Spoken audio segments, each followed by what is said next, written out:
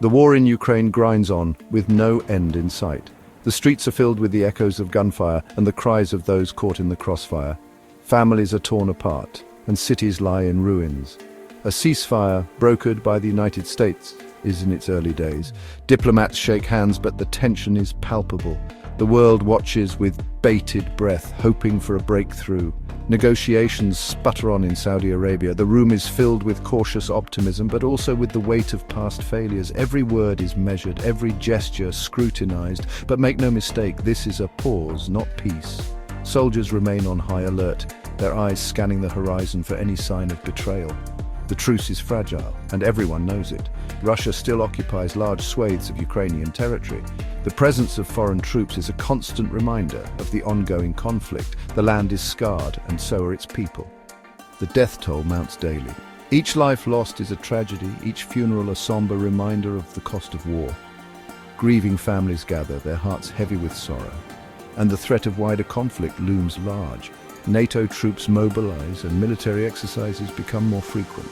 European cities brace themselves, preparing for the worst. The last year has been a brutal awakening for Europe. Once peaceful streets are now filled with uncertainty. The daily life that many took for granted has been disrupted. The continent had grown accustomed to peace and prosperity. Bustling markets and serene landscapes were the norm. But now, those days seem like a distant memory. But Russia's invasion shattered that illusion. Tanks rolled in, and the world watched in horror as buildings crumbled. The invasion was a stark reminder of the fragility of peace. It exposed the fragility of the rules-based order. International treaties were broken, and the symbols of diplomacy seemed powerless.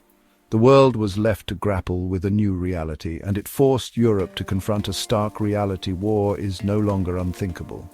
Leaders hold crisis talks, and citizens react with a mix of fear and resolve. The future is uncertain, but the need for vigilance is clear. While the guns are mostly silent in Ukraine, a different kind of conflict is being waged across Europe. Russia has unleashed a wave of covert operations: sabotage, assassinations, cyber attacks. Their targets are carefully chosen: energy infrastructure, transportation networks, government ministries. The Kremlin's goal is twofold. First, to sow chaos and undermine Western democracies. Second, to deter Western support for Ukraine. The message is clear: help Ukraine and you will pay the price. One of Russia's most potent weapons is energy. The vast reserves of natural gas and oil have given Russia significant leverage over many countries, especially in Europe. For decades, Europe relied on cheap Russian gas to fuel its economy. This dependency allowed European industries to thrive and kept energy prices relatively low for consumers, but that dependence came at a price: vulnerability to Russian coercion. Political tensions often translated into energy supply disruptions, making Europe susceptible to economic instability. Now Europe is scrambling to break free from its addiction. The urgency to diversify energy sources has never been greater as nations seek to ensure a stable and independent energy future. The European Union has slashed its imports of Russian gas. This drastic reduction is part of a broader strategy to diminish Russia's influence and protect European economies. It is investing heavily in renewable energy. Wind, solar, and other green technologies are being rapidly developed to replace fossil fuels and create a sustainable energy landscape. And it is forging new partnerships with reliable suppliers. By diversifying its energy portfolio, Europe aims to build a resilient and secure energy network. The transition is painful but essential. Short-term challenges include higher energy costs and potential shortages, but the long-term benefits are clear. Energy security is national security. Ensuring a stable and independent energy supply is crucial for the economic and political stability of the region. The stakes could not be higher. In the current geopolitical climate, every move is scrutinized. Every decision carries weight.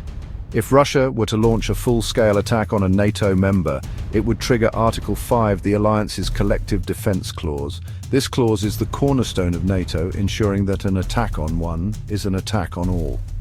NATO would be obligated to respond militarily. This response would be swift and decisive, aiming to protect member nations and maintain global stability. And the world would be on the brink of a catastrophic war. The consequences of such a conflict would be devastating, not just for the involved nations, but for the entire world. The West must be prepared to deter Russian aggression. This preparation involves rigorous training, strategic planning, and unwavering commitment to defense. That means maintaining a credible military deterrent, a show of strength that leaves no doubt about the West's readiness to defend its allies. It means strengthening NATO's eastern flank. This involves bolstering defenses, increasing troop presence, and ensuring rapid response capabilities. And it means standing firm in the face of Russian intimidation. Weakness invites aggression, strength deters it. The resolve of NATO and its allies is crucial in maintaining peace and stability in the region.